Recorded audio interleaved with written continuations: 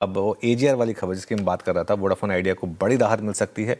सबसे पहले सुबह सीएनबीसी आवाज़ ने खबर आपको बताई कि जो असेसमेंट है, रीअसेसमेंट, ध्यान रखिएगा उसके 2 कंपोनेंट हैं, तो उसमें से एक कंपोनेंट में बड़ा रिलीफ मिल सकता है। एक बार असीम के पास चलते हैं और पूरी खबर समझ लेते हैं। असीम, गुड आफ्टरनून, बताइए। देखिए, वोडाफोन आइडिया के ऊपर करीबन 90,000 करोड़ रुपए का एजीआर ड्यूज है। 31 दिसंबर को कैबिनेट ने इसको फ्रीज कर दिया था और दूरसंचार विभाग से कहा था कि आप इसको रीअसेसमेंट कीजिए।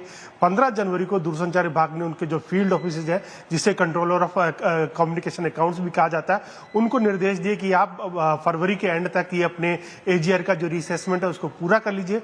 जो हमें सूत्र बता रहे हैं कि एजीआर के 2 कंपोनेंट में से एक जो लाइसेंस फीस है उसका रीअसेसमेंट ऑलरेडी उन्होंने पूरा कर लिया और दूरसंचार विभाग को इसकी डिटेल्स भी सौंप दी है। जो दूसरा कंपोनेंट है स्पेक्ट्रम ड्यूटी चार्जेस, उसका रीअसेसमेंट करने का काम भी बहुत तेजी से चल रहा है और 31 मार्च तक वो भी पूरा हो सकता है। तो जो रीअसेसमेंट ऑलरेडी कंप्लीट हो चुका है उसमें जो रिलीफ पोर्शन दिख रहा है हमें 60 से 65% तक की रिलीफ कंपनी को अभी दिखाई देती हुई पड़ रही है। तो जो कंपनी है उसका एजीआर ड्यूज इतना कम हो जाएगा आगे चल करके। तो 90,000 करोड़ रुपए का ड्यूज है जो आगे चल करके 35,000 करोड़ रुपए का से लेकर के 40,000 करोड़ रुपए के बीच का रह सकता है और ये भी कंपनी को अगले 10 साल के मोरेटोरियम में उसके बाद ही कंपनी को के लिए पेमेंट जो है उसकी शुरुआत होगी। लेकिन कंपनी के लिए एक पॉजिटिव मूव यहाँ पे होगा कि कंपनी के पास एक क्लैरिटी आ जाएगी कि उसको कितना अमाउंट आगे चल करके देना है। तो हालांकि एक दूरसंचार विभाग ने एक कमेटी भी बनाई थी रिटायर्ड आईएएस सेक्रेटरी की अध्यक्षता के अंदर।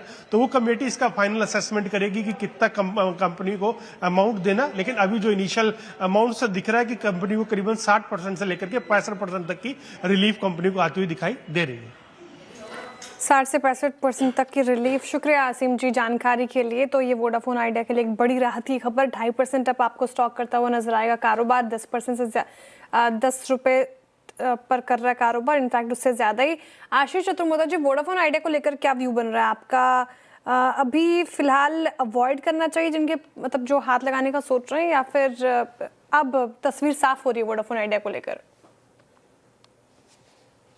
नहीं, देखिए, इसको मैं थोड़ा सा टेक्टिकल बेट ही हमेशा मानता हूँ क्योंकि अभी बहुत समय लगेगा इनके जो रियल नंबर्स हैं उनको रिफ्लेक्ट होने में। तो डेफिनेटली अभी न्यूज़ फ्लो पे है, न्यूज़ फ्लो पॉजिटिव आती है तो स्टॉक पॉजिटिव जाता है 2-4 दिन और फिर हम देखते हैं वापस से सेलिंग प्रेशर भी शुरू होता है। तो अगर से मैं शॉर्ट टर्म के हिसाब से देखूँ तो यस, डेफिनेटली शायद 11:30-12 तक की एक अपसाइड फिर देखने को मिले। बट मैं स्ट्रक्चरली इसको थोड़ा अवॉइड करूंगा। मुझे लगता है अगर से हमें टेलीकॉम स्पेस प्ले करना होगा तो हम आरपू ग्रोथ पे भारती एयरटेल और रिलायंस इन दोनों ही स्टॉक पे एक पॉजिटिव व्यू बना करके लॉन्ग टर्म में बने रहेंगे।